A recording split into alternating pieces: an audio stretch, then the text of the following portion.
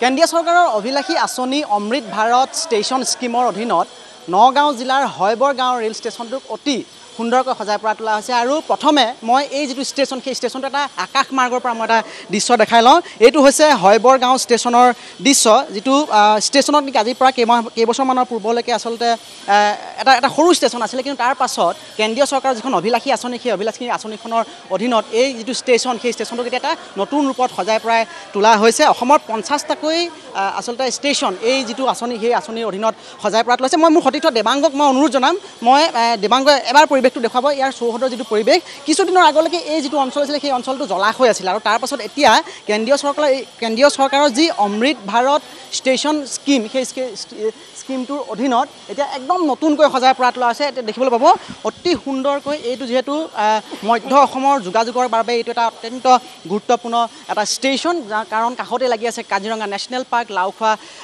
Wild sanctuary আছে আৰু গুৰুজনাৰ জন্মস্থান বটদ্ৰৱাৰ যি আধ্যাত্মিক প্ৰাণকেন্দ্ৰ সেই প্ৰাণকেন্দ্ৰ আছে। গতিকে মই কথা পাতিবলৈ চেষ্টা কৰিম। ইয়াত যিসকল ভাৰতীয় ৰেল বিভাগৰ বিষয়া আছে মই তেওঁলোকৰ লগতো কথা পাতিবলৈ চেষ্টা কৰিম। তাৰ পূৰ্বে মই অনুৰোধ জনাইছোঁ দেৱাংগ আপুনি দেখাওক এই ষ্টেচনটো। মই পুনৰ কৈছোঁ যে কিছুদিনৰ পূৰ্বলৈকে একদম সৰু ষ্টেচন আছিলে, এতিয়া এই ষ্টেচনটোৰ অধীনত আচলতে ডাঙৰকৈ পেলোৱা হৈছে এই ষ্টেচনটো। আৰু পৰহিলৈ প্ৰধানমন্ত্ৰী নৰেন্দ্ৰ মোদীয়ে ভাৰ্চুৱেলি এই যিটো ষ্টেচন সেই ষ্টেচনটো ইনগ্ৰেট কৰিব। ইয়াৰ পৰা মই এগৰাকী বিষয়া আছে, মই আপোনাৰ ওচৰলৈ আহিছোঁ। আমি যিমানটো গম পাইছোঁ যে ষ্টেচনটো একদম আগতে সৰু আছিলে, এতিয়া যিটো নতুন স্কিম আছে ৰেল বিভাগৰ অমৃত ভাৰত ষ্টেচন স্কিম সেই স্কিমৰ অধীনত বৰ ধুনীয়াকৈ সজাই পৰা তোলা হৈছে এই সৰু ষ্টেচনটো। কেতিয়া হয়, অমৃত ভাৰত ষ্টেচন স্কিমৰ অন্তৰ্গত উত্তৰ পূব অঞ্চলৰ মুঠতে 60টা ষ্টেচন আৰু অসমৰ 50টা ষ্টেচনৰ পুনৰ নিৰ্মাণৰ কাম চলি আছে। ইয়াত বহুকেইটা ষ্টেচনৰ কাম প্ৰায় সম্পূৰ্ণ হোৱা পথত আৰু হয়বৰগাঁও ৰেলৱে ষ্টেচন প্ৰথমটো ৰেলৱে ষ্টেচন যাৰ কাম সম্পূৰ্ণ হৈছে। আৰু আমি যিদৰে আগতে সৰু ষ্টেচন আছিলে আৰু এতিয়া এটা বৃহৎ অমৃত ষ্টেচনৰ ৰূপত এইটো পৰিণত কৰা হৈছে। ইয়াত বিভিন্ন ধৰণৰ সা সুবিধা, পাৰ্কিং এৰিয়া, এণ্ট্ৰি এক্সিট, আপোনাৰ অসমৰ সংস্কৃতিৰ লগত খাপ ৰাখি বিভিন্ন ধৰণৰ কালচাৰেল মটিভ, লগতে যাত্ৰী সুৰক্ষাৰ বাবে CCTV নেটৱৰ্ক আৰু PRS ছিষ্টেম, ৱেইটিং হল, এটা আধুনিক ধৰণৰ ৱেইটিং হল আৰু এনেকুৱা বিভিন্ন ধৰণৰ সা সুবিধা ইয়াতে প্ৰদান কৰা হৈছে। আৰু 22 মে' তাৰিখে এয়া প্ৰধানমন্ত্ৰী শ্ৰী নৰেন্দ্ৰ মোদী ডাঙৰীয়াৰ দ্বাৰা এইটো উদ্বোধন কৰা হ'ব। হয়, কিমান কোটি টকা খৰচ হৈছে গোটেই ইনফ্ৰাষ্ট্ৰাকচাৰ? এয়া মুঠ 15.85 কৰোৰ মুঠ খৰচ কৰা হৈছে বিভিন্ন ধৰণৰ যি ফেচিলিটি আমি দেখিবলৈ পাইছোঁ এই সকলোবোৰ গঢ় তোলাৰ বাবে। মই দেখিছোঁ ইয়াত বৰ ধুনীয়াকৈ বিহু, এশিঙীয়া গঁড় আৰু মুখা শিল্প দেখুৱাব আমাৰ সতীৰ্থ দেৱাংগই দেখুৱাব। মুখা শিল্প বৰ ধুনীয়াকৈ যি কৃষ্টি সংস্কৃতি আছে সেইসমূহ কিন্তু ইয়াত উপস্থাপন কৰা হৈছে। হয়, অমৃত ভাৰত ষ্টেচনৰ আমাৰ এইটো এটা মানে পাৰ্ট যে প্ৰত্যেকটো জাগাত তাৰ যি সংস্কৃতি, সেই জাগাৰ যি সংস্কৃতি কলা সংস্কৃতি আছে সেইখিনিকো যাতে আমি শ্ব'কেছ কৰিব পাৰোঁ। সেই অসমৰ যিহেতু আমি জানো বিহু বা গড় এই ধৰণৰ আমাৰ কলা সংস্কৃতিৰ লগত জড়িত এই ধৰণৰ বিভিন্ন ধৰণৰ মানে আপোনাৰ মটিভ ইয়াত প্ৰদান কৰা হৈছে। ধন্যবাদ থাকিল আপোনাক।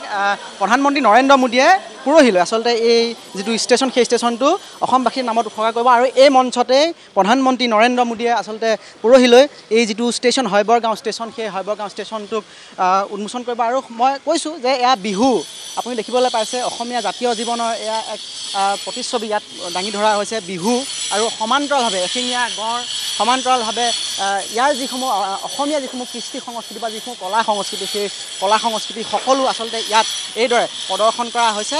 কাৰণ অসমৰ মুঠ 50টা ষ্টেচন এই যি ভাৰতীয় ৰেল বিভাগৰ অমৃত ষ্টেচন আঁচনি আছে সেই আঁচনিৰ অধীনত আচলতে উন্নীতকৰণ কৰা হৈছে। গতিকে নিশ্চিতভাৱে এইটো এটা ভাল খবৰ। মই দেখুৱাবলৈ মই অনুৰোধ জনাম মোৰ সতীৰ্থ দেৱাংগই দেখুৱাব। এয়া আপোনালোকে দেখিবলৈ পাইছে এই মুহূৰ্তত মাজুলীৰ যি মুখা শিল্প সেই মাজুলীৰ মুখা শিল্পক ইয়াত আচলতে উপস্থাপন কৰা হৈছে আৰু সত্ৰীয়া নৃত্য, খোল বাদনকে আদি কৰি যিসমূহ অসমীয়া সংস্কৃতিৰ সমল সেই সমলসমূহ আচলতে ইয়াত প্ৰদৰ্শন কৰা হৈছে। মই ষ্টেচনটোৰ অকণমান ইনফ্ৰাষ্ট্ৰাকচাৰ মই অকণমান দেখাবলৈ চেষ্টা কৰিম। ধুনীয়াকৈ আচলতে এই গোটেই যিটো ষ্টেচন সেই ষ্টেচনটো আচলতে উন্নীতকৰণ কৰা হৈছে। আৰু দেখিছে ইয়াত যিসমূহ ৰাজ্যিক পক্ষী বা আমাৰ যি এশিঙীয়া গড়, যিহেতু বিশ্ববিখ্যাত এশিঙীয়া গড় অসমবাসীৰ অসমীয়াৰ পৰিচয়, গতিকে সেই যি গড় সেই গড়ৰ ইয়াত ব্যৱস্থা কৰা হৈছে। আৰু সমান্তৰালভাৱে যিটো টিকেট কটাৰ ব্যৱস্থা আছে সেই টিকেট কটাৰ ব্যৱস্থাটো কিন্তু অত্যাধুনিকভাৱে ইয়াক উন্নীতকৰণ কৰা হৈছে। মই পুনৰ কৈছোঁ যে 50টাকৈ ষ্টেচন, অসমৰ 50টা ষ্টেচন। মই এজন স্থানীয় লোক আছে, দাদা আপুনি ইয়াৰে নে?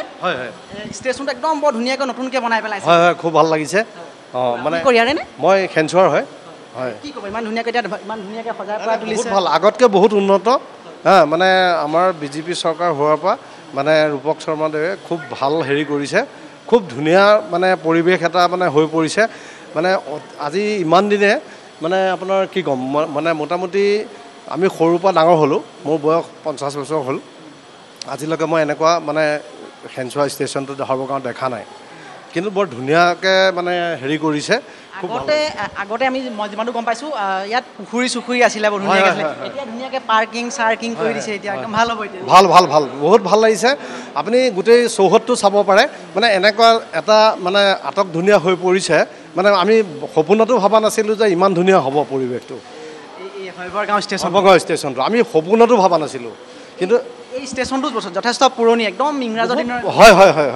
হয় ভাল নিশ্চয় ভাল আদৰণি জনাইছে খুব ধন্যবাদ খুব ঠিক আছে স্থানীয় লোক তেওঁলোকে আদৰণি জনাইছে এটা মই কৈ লওঁ যে এটা অত্যন্ত পুৰণি এইটো এটা ষ্টেচন একদম ইংৰাজৰ দিনৰে আচলতে এইটো ষ্টেচন আৰু সেই তেতিয়াৰ পৰা এই ষ্টেচনটোক আচলতে উপেক্ষিত হৈ আছিল কিন্তু শেহতীয়াকৈ প্ৰধানমন্ত্ৰী নৰেন্দ্ৰ মোদীয়ে এখন নতুন আঁচনি তেওঁ হাতত লৈছিল অমৃত ভাৰত ষ্টেচন স্কিম যিখন স্কিমৰ অধীনত দেশৰ বিভিন্ন প্ৰান্তত থকা যিসমূহ সৰু ষ্টেচন বিশেষকৈ যিসমূহ ষ্টেচনত মানুহৰ জনসমাগম হয় যিসমূহ ষ্টেচন আচলতে কেইবা প্ৰকাৰৰ পৰা আকৰ্ষণৰ কেন্দ্ৰবিন্দু সেই ষ্টেচনসমূহক কিন্তু তেওঁ এই যি আঁচনি সেই আঁচনিৰ অধীনত উন্নত কৰাৰ কাৰণে সিদ্ধান্ত গ্ৰহণ কৰিছিল আৰু তাৰ পৰিপ্ৰেক্ষিতত অসমত 50টাকৈ ষ্টেচন ইয়াত উন্নীতকৰণ কৰা হৈছিল আৰু সেই 50টা ষ্টেচনৰ ভিতৰত নগাঁৱৰ মধ্য অসমৰ এইটো যি যাতায়াতৰ এটা অন্যতম প্ৰাণকেন্দ্ৰ সেই শৈবৰগাঁও ষ্টেচনটো আচলতে উন্নীতকৰণ কৰা হৈছে নিশ্চিতভাৱে এইটো এটা ভাল খবৰ মধ্য অসমবাসী ৰাইজৰ বাবে ভাল খবৰ অসমৰ মধ্য অসমৰ যিসমূহ টুৰিজিম ছেক্টৰ আছে সেই টুৰিজিম ছেক্টৰটোৰ কাৰণেও কাৰণ ভাল খবৰ মই আগেয়ে কৈছোঁ যে ইয়াৰ কাষতে লাগি আছে